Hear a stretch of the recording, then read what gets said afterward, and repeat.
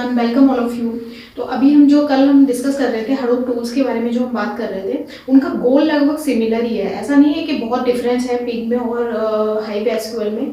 उनका गोल कहीं हद तक सिमिलर है, बस उसका एक प्रॉपर स्क्रिप्टिंग लैंग्वेज की तरफ वर्क करता है और जो दूसरा हाइव, जिसके बारे में आज हम डिस्कस करेंगे, हाइव क्यूएल, ये प्रॉपर एसक्यूएल सिंटेक्स के हिसाब से वर्क करता है। बस गोल दोनों का सिमिलर था ये कि जो भी कॉम्प्लेक्स प्रोग्राम हम जावा में लिख रहे हैं उस कॉम्प्लेक्सिटी को रिड्यूस करना, सो दैट जो नॉन प्रोग्रामिंग बैकग्राउंड से भी आ रहे हैं लोग वो इनको यूज़ कर पाए।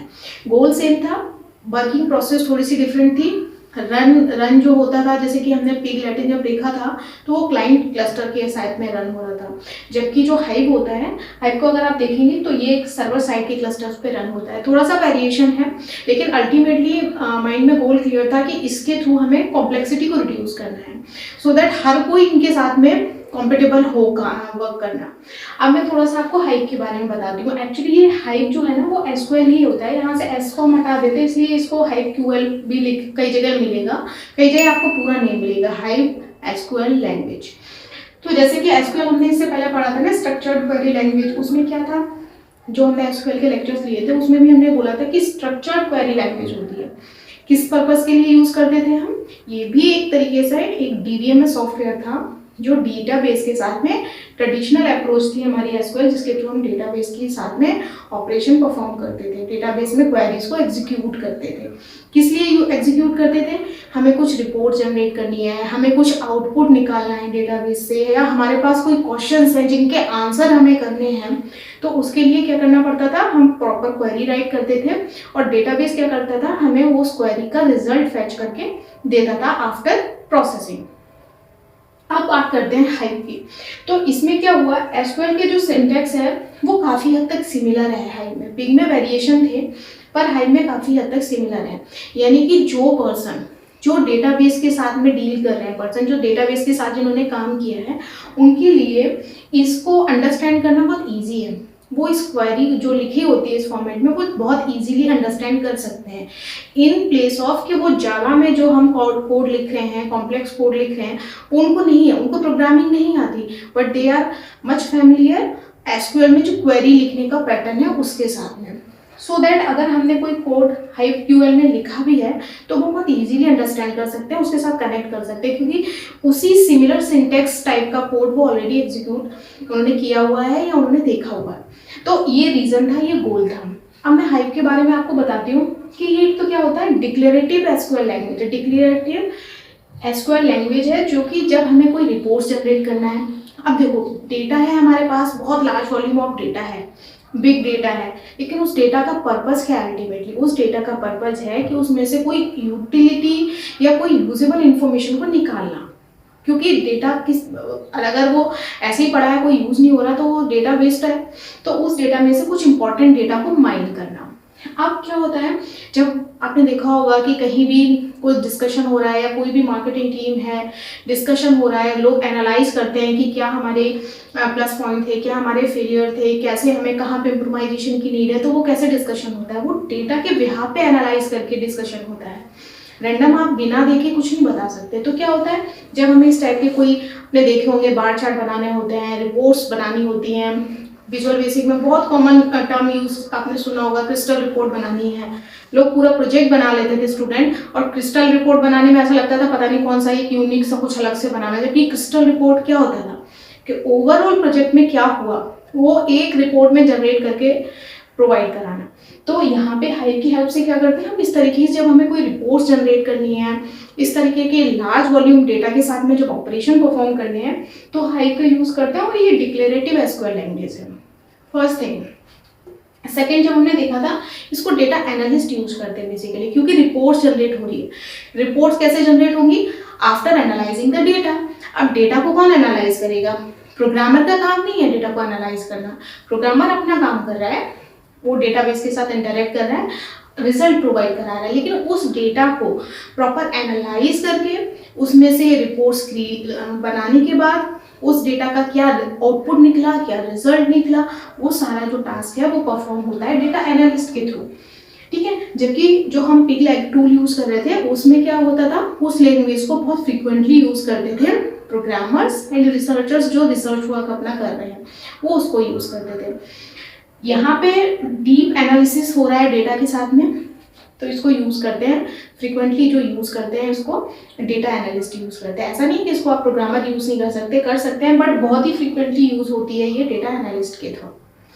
अब नेक्स्ट हम बात करते हैं ये कहाँ पे ऑपरेट होता है, ये सर्वर एंड पे ऑपरेटर हो रहा है, क्योंकि डेटा कहाँ है अल्टीमेटली सर्वर्स पे, क्लाइंट मशीन पे तो है नहीं। तो सर्वर्स के जो डिफरेंट क्लस्टर्स बने हुए हैं, हमारे डेटा सेट बने हुए हैं, तो वहाँ पे ऑपरेट होती है ये लैंग्वेज, क्योंकि डेटा अल्टीमेटली फैच वहीं से होगा, आपको डेटाबेस से आउटपुट वहीं से मिलेगा, जो कि रिमोटली एक्सेस करते हैं हम जहाँ से।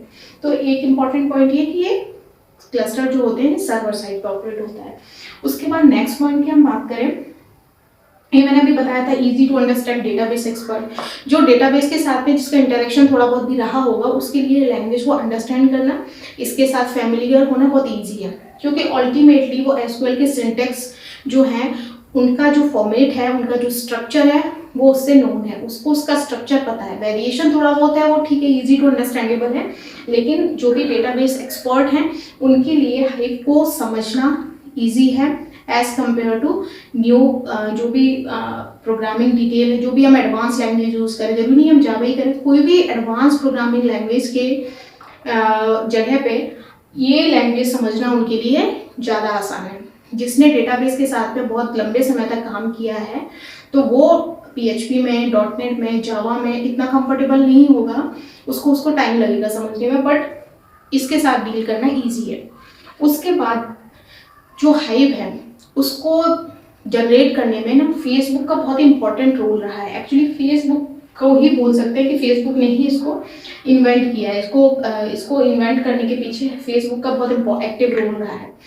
फेसबुक अपने आप में जब ये नहीं आई थी लैंग्वेज, हाइव से पहले क्या था, फेसबुक में एक साइंटिस्ट थे जो फेसबुक में काम करते थे, तो फिर उन्होंने देखा कि यहाँ पे जो डेटा है वो ग्रो करता जा रहा है एक्सपोनेंशियली, और ट्रेडिशनल जो सिस्टम है वो उसको हैंडल करने में एक तरीके से लैग कर रहे थे, क्योंकि ट्रेडिशनल सिस्टम थे वो एक लिमिटेड अमाउंट ऑफ डेटा के लिए तो ठीक थे, स्ट्रक्चर्ड डेटा के लिए ठीक थे, लेकिन आज की अगर हम बात करें तो 90% ऑफ डेटा जो है वो अनस्ट्रक्चर्ड फॉर्मेट में होता है।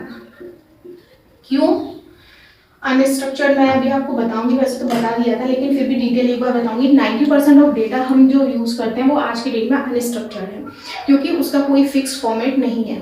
अगर हम फेसबुक को स्क्रॉल करें तो हमारा डेटा कोई स्ट्रक्चर्ड फॉर्मेट में अवेलेबल नहीं है। कई बार पोस्ट ऊपर आती हैं, वीडियो आ रहे हैं, फिर ऑडियो आ रहे हैं, फिर कुछ और फॉर्मेट आ रहा है, तो इस तरीके से डेटा जो होता है अनस्ट्रक्चर्ड फॉर्मेट में हो रहा है, जो कि ट्रेडिशनल सॉफ्टवेयर हैंडल करने में उतने कैपेबल नहीं थे। तो उन्होंने सोचा कि अब टाइम है कुछ ऐसा इन्वेंट करने का जो अनस्ट्रक्चर्ड डेटा को भी हैंडल करे, उसके साथ साथ जो ये ग्रो कर रहा है डेटा पर डे के हिसाब से पेटाबाइट में पहुंच गया है, इसको हैंडल करना मुश्किल हो रहा है, तो क्यों ना कोई ऐसा सॉफ्टवेयर प्रोग्रामिंग लैंग्वेज बनाई जाए जो इन दोनों चीज़ों को मीट आउट कर पाए, जो कि अनस्ट्रक्चर्ड डेटा को भी हैंडल कर पाए प्लस बिग डेटा के साथ भी इजीली डील कर पाए। तो उन्होंने फिर इन्वेंट किया था जो था हाइव एसक्यूएल, इसका नाम रखा था पहले हाइव एसक्यूएल लैंग्वेज। तब जाके ये उन्होंने भी इसके ऊपर काफ़ी काम किया था, तो हाइव एसक्यूएल लैंग्वेज का इन्वेंशन वहाँ से हुआ था।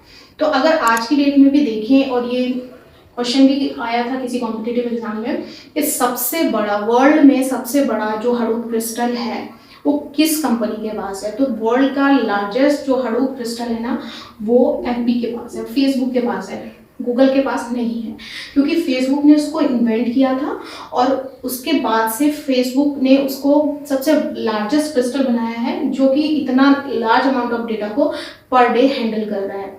और इसमें जितना भी अमाउंट ऑफ डेटा इंजेक्ट होता है वो प्रॉपर प्रोसेस होता है, पुराना जो डेटा है वो भी सेव है। ये हडूप टेक्नोलॉजी को भी यूज़ करता है। हडूप किसको सपोर्ट करता है, SDFS को, as the form of data को स्टोर करने के लिए, डेटा को प्रोसेस करने के लिए। तो ये सारे के सारे इंटरकनेक्टेड हैं। अब इसमें जो प्रोग्रामिंग जो हडूप जो सपोर्ट करता है वो MapReduce को सपोर्ट करता था।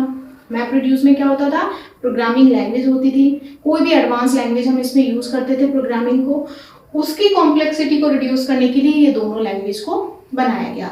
गोल एक ही था बिग डेटा को हैंडल करना, अनस्ट्रक्चर्ड डेटा को हैंडल करना, जो प्रोग्रामर है या जो हैंडल कर रहा है उस डेटा को, उसको उस टास्क को इजी बनाना सो दैट उसके लिए अंडरस्टैंडेबल हो।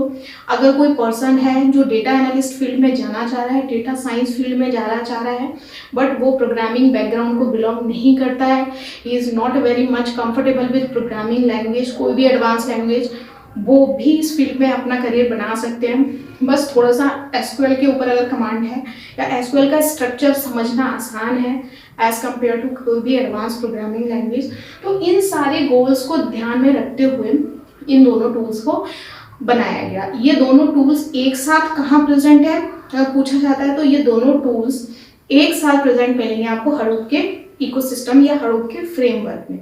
जो किसने बनाया था? जो अपेचे ने डिजाइन किया था हडूप का क्रिस्टल। तो ये दोनों जो होते हैं, पिग लैटिन ये भी अपेचे ने के थ्रू बनाया गया था, और हाइव जो है, हाइव को इन्वेंट किया था, काफ़ी इम्पोर्टेंट उसके ऊपर काम जो किया था वो एफबी ने भी किया था, और उसी का रिजल्ट है कि अभी फ्रिक्वेंटली सबसे ज़्यादा यूज़ होता है हाइव एसक्यूएल डेटा को एनालाइज करने के लिए, क्रिस्टल रिपोर्ट जनरेट करने के लिए, प्रॉपर आउटपुट प्रोवाइड करने के लिए किसी भी ऑर्गेनाइजेशन में।